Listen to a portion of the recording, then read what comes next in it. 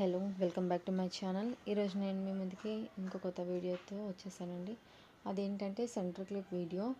ఇక్కడ నేను బేస్కి ముందుగానే గ్లూ అప్లై చేసుకొని డ్రాప్ షేప్ కుందన్స్ని నేను ఇక్కడ ఫ్లవర్ షేప్లో స్టిక్ చేసుకుంటున్నాను. బేస్కి స్టిక్ చేసుకున్న తర్వాత దాన్ని బాగా ఫ్లవర్ షేప్లో సెట్ చేసుకోవాలి. తొందరగా సెట్ కాదనమాట.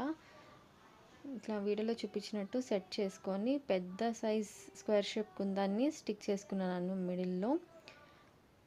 అదే ఫ్లవర్ అలాగే ఆ డ్రాప్ షేప్ కుందన్ ఫ్లవర్ని అలాగే కంటిన్యూ చేయాలన్నమాట. ఇక్కడ వీడియోలో చూపిస్తున్నాను కదా, అలాగా ఫ్లవర్ లాగా సెట్ చేసుకోవాలి. ఇదే డిజైన్ని కంటిన్యూ చేసుకుంటూ పోవాలి. కంటిన్యూ చేసుకున్న తర్వాత ఫ్లవర్స్ ఉన్నాయి కదా, ఫ్లవర్స్ మిడిల్లో గ్లూ అప్లై చేసుకొని రౌండ్ షేప్ కుందన్స్ని స్టిక్ చేసుకోవాలన్నమాట.